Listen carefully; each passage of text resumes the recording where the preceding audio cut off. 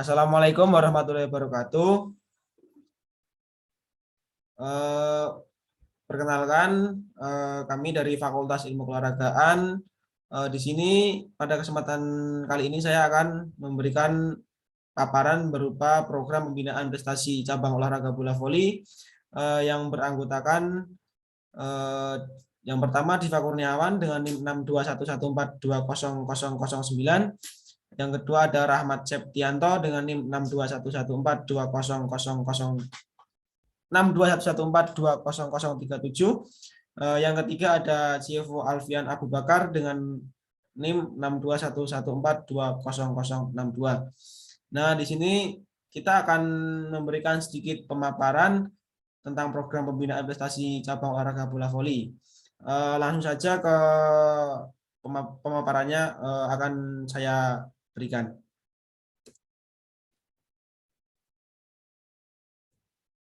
Yang pertama ada pengertian bola voli. Bola voli adalah olahraga pembinaan yang dimainkan oleh dua grup berlawanan. Masing-masing grup memiliki 6 orang pemain. Terdapat pula variasi permainan bola voli pantai yang masing-masing grup hanya memiliki 2 orang pemain. Permainan voli menuntut kemampuan otak yang prima. Pemain harus memutuskan apa yang harus dia perbuat dengan bola yang dia dapat, dan semuanya itu dilakukan dalam sepersekian detik sebelum bola jatuh ke lapangan sepanjang permainan. Permainan ini dimainkan oleh dua tim yang masing-masing terdiri dari 6 orang pemain dan mengusahakan untuk mencapai angka 25 terlebih dahulu untuk memenangkan suatu babak. Tujuan olahraga ini adalah memukul bola hingga melewati net sekaligus menjatuhkan ke lantai lapangan di area lawan. Yang selanjutnya ada pengertian pembinaan. Pembinaan merupakan salah satu cara untuk melahirkan bibit pemain yang berbakat dalam cabang olahraga untuk menghasilkan prestasi. Pembinaan dimulai dengan mengadakan kegiatan latihan bola voli bagi usia SD, SMP, SMA, dan universitas yang akan terlaksana secara kondusif dan akan mencapai prestasi yang diinginkan apabila dilakukan secara bersama-sama dengan kualitas kontrol yang tinggi serta melibatkan berbagai unsur, seperti adanya saran prasarana yang memadai, atlet, pelatih, administrator lainnya. Selanjutnya kita ke program pembinaan. Yang pertama ada pemasalan. Pemasalan adalah mempolakan keterampilan dan kebugaran jasmani atlet secara multilateral dan spesialisasi. Pemasalan merupakan langkah awal untuk pelaksanaan pembinaan prestasi. Pemasalan ini nantinya akan memunculkan minat dan bibit atlet yang memiliki bakat terhadap cabang olahraga voli dalam mencapai prestasi yang baik. Dengan pemasalan baik, cabang olahraga akan dikenal oleh masyarakat luas. Selanjutnya ada strategi pemasalan. Adapun strategi pemasalan olahraga usia dini terbagi menjadi 7, antara lain.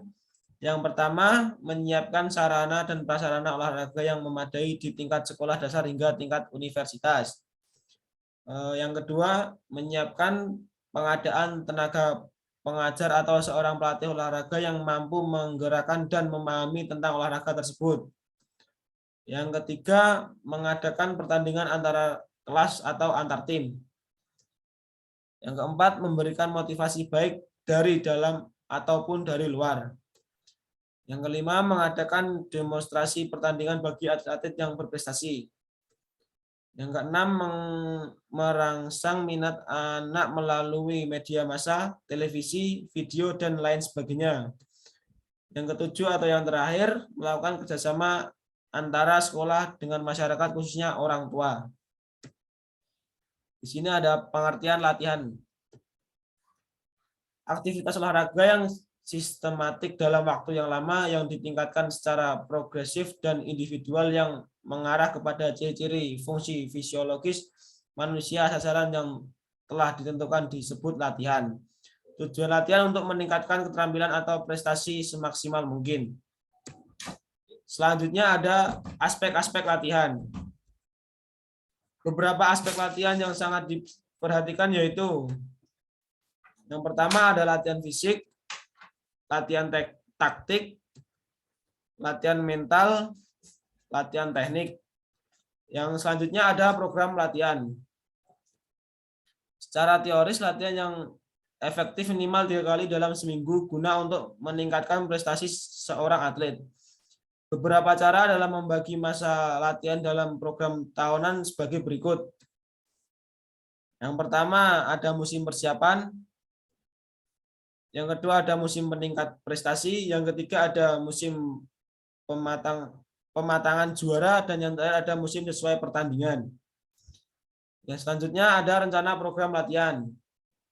Yang pertama rencana program pembinaan jangka pendek, yang masa selama setahun untuk penekanan pembinaan ditekankan pada penguasaan keterampilan bola voli.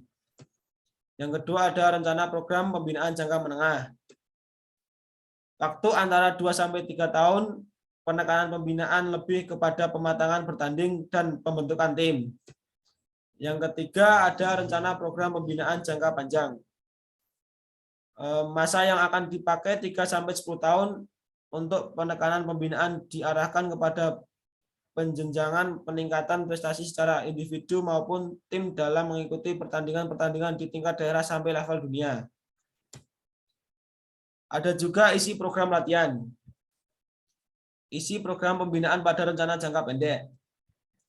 Yang pertama, pembinaan terhadap penyesuaian kondisi anatomis atlet. Yang kedua, ada penguasaan teknik dasar permainan bola voli. Yang ketiga, ada menumbuhkan minat dan motivasi belajar atau berlatih. Yang keempat, penerapan disiplin dan komitmen secara bersama.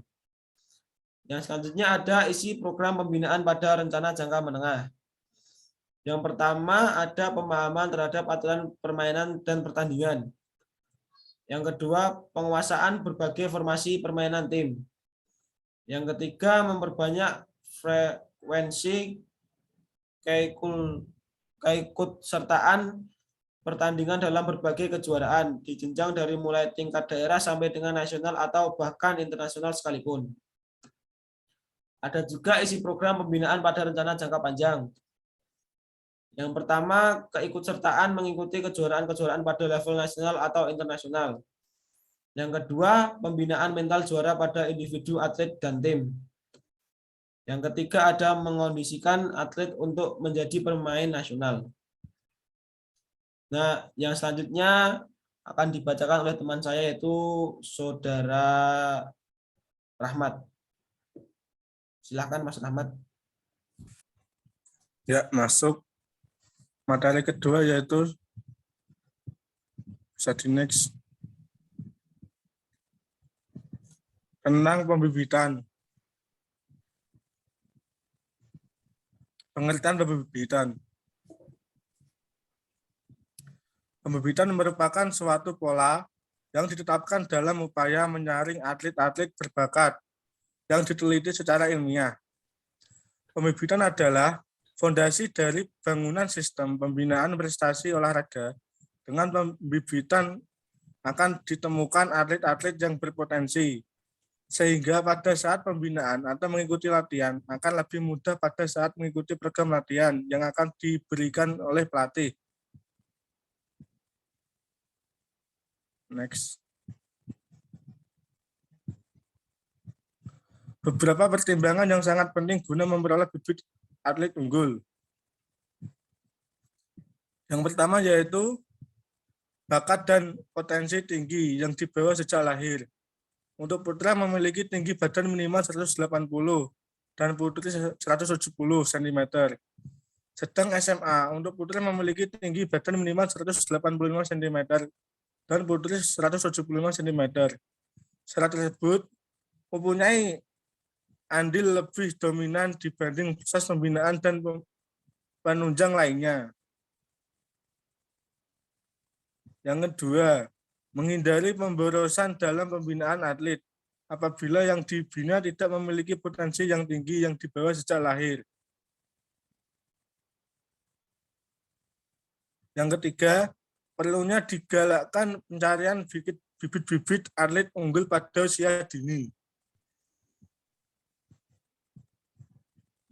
Kemudian atlet yang akan dibina memiliki motor ability atau kemampuan motorik atau gerak, dan motor educability, kemampuan mempelajari motorik atau gerak yang sedang atau tinggi.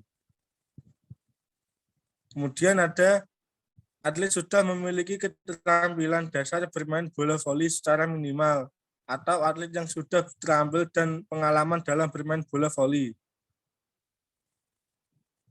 Kemudian ada atlet binaan memiliki sifat, sikap, perilaku, dan watak yang baik, serta minimal memiliki beragam kecerdasan yang cukup.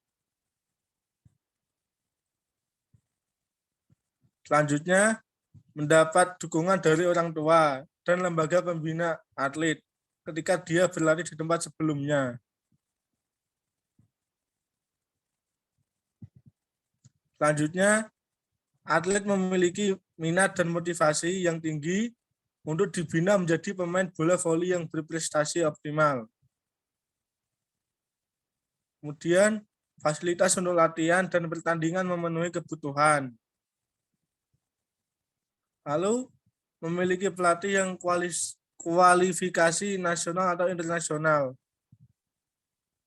Selanjutnya, rancangan program pembinaan tersusun secara sistematik dan berjenjang. Lalu ada penghargaan atau gaji atau bonus kepada atlet, pelatih, dan tenaga administrasi dan petugas lapangan lainnya, disesuaikan dengan tugas pokoknya dan dapat mencukupi untuk kehidupannya. Selanjutnya akan dibawakan oleh rekan saya, CFO. Oke, yang ketiga, pembinaan atlet bola voli, yaitu pembinaan olahraga. Pengertian pemanduan bakat. Pemanduan bakat merupakan usaha yang dilakukan untuk memperkirakan peluang seorang atlet berbakat agar dapat berhasil dalam menjalani program latihan sehingga mampu mencapai prestasi puncak. Pemanduan bakat olahraga merupakan upaya untuk mencari bibit olahragawan yang diperkirakan dapat berprestasi tinggi di kemudian hari. Dengan demikian, proses pemanduan bakat tidak berhenti sampai dengan ditemukannya bibit-bibit calon olahragawan.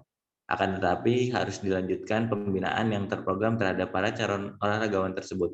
Oleh karena itu, pemanduan dan pembinaan calon olahragawan berbakat harus dilihat sebagai suatu proses yang berkesinambungan, yang secara garis besar terdiri dari 4 tahap, yaitu tahap identifikasi bakat olahraga, tahap pemilihan cabang olahraga, tahap pembinaan keterampilan dasar olahraga, dan tahap pembinaan olahraga prestasi.